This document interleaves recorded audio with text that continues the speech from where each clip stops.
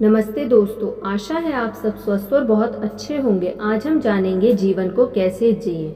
मैं कई महान लोगों को जानती हूँ और उनमें से कई में अत्यधिक काम करने की अद्भुत क्षमता है। यह सभी लोग अनंत प्रज्ञा के सामंजस्य में हैं। इस तरह का हर इंसान प्रकृति के साथ सामंजस्य में दिखाई देता है और दैवी ऊर्जा के संपर्क में नजर आता है।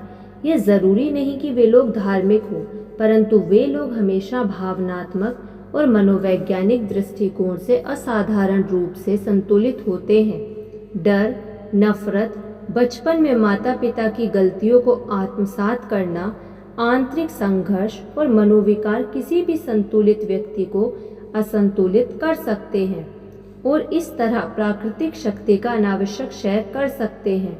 मेरी उम्र जितनी ज़्यादा होती जा रही है, मुझे उतना ही विश्वास होता जा रहा है कि ना तो उम्र ना ही परिस्थितियाँ हमारी ऊर्जा या जोश को कम कर सकती हैं। आज हम आखिरकार स्वास्थ्य के करीबी संबंध के प्रति जागृत हो रहे हैं। हम उस मूलभूत सत्य को समझना शुरू कर रहे हैं जिसे हमने अब तक नज़रअंदाज किया था, और वह सत्य यह है कि हमारी शारीरिक स्थिति बहुत हद तक हमारी भावनात्मक स्थिति द्वारा निर्धारित होती है और हमारा भावनात्मक जीवन हमारे वैचारिक जीवन द्वारा निर्धारित होता है। जीवन का अर्थ है जीवंतता, ऊर्जा से ओतप्रोत होना। ऐसा नहीं है कि इस जीवन में दर्द या कष्ट बिल्कुल नहीं होंगे, परंतु स्पष्ट संकेत यह है कि यदि कोई व्यक्ति अभ्यास करता है तो वह व्यक्ति और ऊर्जा के साथ रह सकता है। हमारी शक्तियाँ तीव्र गति के कारण नष्ट होती हैं क्योंकि वर्तमान युग में हम असामान्य गति का जीवन जी रहे हैं। ऊर्जा की बचत इस बात पर निर्भर करती है कि हमारे व्यक्तित्व की गति ईश्वर की गति के अनुरूप हो और उसके तालमेल में हो। सही गति वही है जो ईश्वर की गति के सामंजस्य में हो। आप में ईश्वर का निवास है।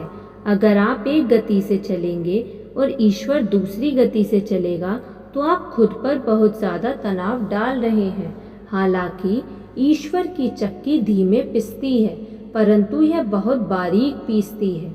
हम में से ज़्यादातर लोगों की चक्की बहुत तेज गति से पीसती है और इसलिए बहुत खराब या मोटा पीसती है। जब हम ईश्वर की लय के हिसाब से चलते हैं तो हम अपने आप में उसकी एक सामान्य गति विकसित कर लेते हैं और ऊर्जा लगातार मुक्त रूप से प्रवाहित होती रहती है। इस युग की तेज रफ्तार आदतों के कई विनाशकारी प्रभाव होते हैं।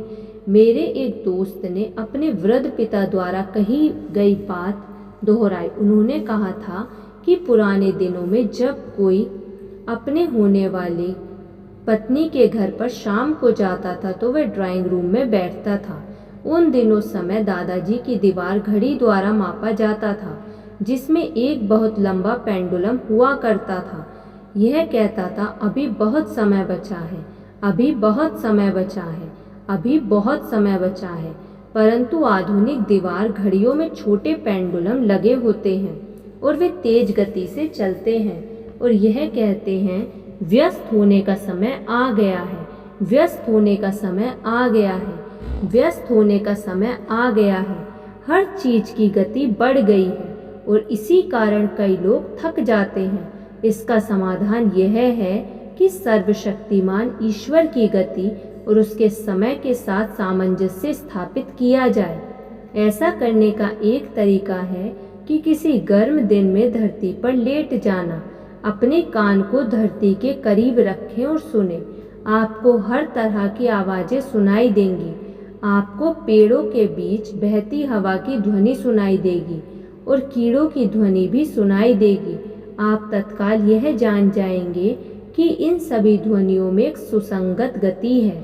आप इस गति को शहर की सड़कों पर चल रहे ट्रैफिक की ध्वनि में नहीं पा सकते, क्योंकि यह शोर की दुविधा में गुम हो जाती है। आप इसे देख सकते हैं जहां आप ईश्वर के शब्दों को सुनते हैं, ईश्वर की गति के मान से कंपन करते हैं। परंतु अगर आप मन बना लें तो आप इसे किसी फैक्ट्री में भी पा सकते हैं। मेरे एक मित्र में एक बड़े प्लॉट में उद्योगपति है। उसने मुझे बताया कि उसके प्लॉट में सबसे अच्छे काम करने वाले हैं वे जिन्होंने अपनी मशीन की लय के हिसाब से काम करना सीख लिया है। उसका दावा है कि अगर कोई काम करने वाला अपनी मशीन की लय के हिसाब से काम करता है तो वह दिन भर काम करने के बाद भी नहीं थकेगा। उसने यह बताया कि मशीन ईवर के नियम के अनुरूप पार्ट्स की असेंबलिंग है। जब आप मशीन से प्रेम करते हैं और इसे अच्छी तरह से जान जाते हैं तो आपको अभ्यास होता है कि इसमें एक लय है। यह शरीर, नर्व्स, आत्मा की लय के अनुरूप है। यह ईश्वर की लय में है और यदि आप इस लय के असामंजस्य में हैं तो आप बिना थके मशीन पर काम कर सकते हैं। Stove, typewriter, office, motor car, आपके काम सब में कोई ना कोई लय होती है। इसलिए थकान से बचने और अपनी ऊर्जा को बनाए रखने के लिए आपको ईश्वर और उसकी बनाई हुई दुनिया की लय को समझना होगा और उसके हिसाब से चलना होगा। ऐसा करने के लिए आप शारीरिक रूप से रिलैक्स हो जाएं। फिर कल्पना करें कि आप मानसिक रूप से भी रिलैक्स हो रहे हैं। इसके बाद मानसिक रूप से अपनी आत्मा के भी शांत होने की कल्पना करें और इस तरह प्रार्थना करें, प्रिय ईश्वर, आप सारी ऊर्जा के स्रोत हैं। आप सूर्य की, अणु की, रक्त वाहिनी की, मस्तिष्क की ऊर्जा के स्रोत हैं। मैं आपकी असीम ऊर्जा से अपनी ऊर्जा को ग्रहण कर रही हूँ। फिर इस विश्वास का अभ्यास करें कि आप ऊर्जा हासिल कर रहे हैं। अपने आप को ईश्वर के सामंजस्य में रखें। धन्यवाद। आपको ये वीडियो कैसी लगी कमेंट करके ज़रूर बताइएगा। यदि आपने अभी तक इस चैनल को सब्सक्राइब नहीं किया है तो सब्सक्राइब कर लीजिए और इस वीडियो को लाइक कर दीजिए। धन्यवाद।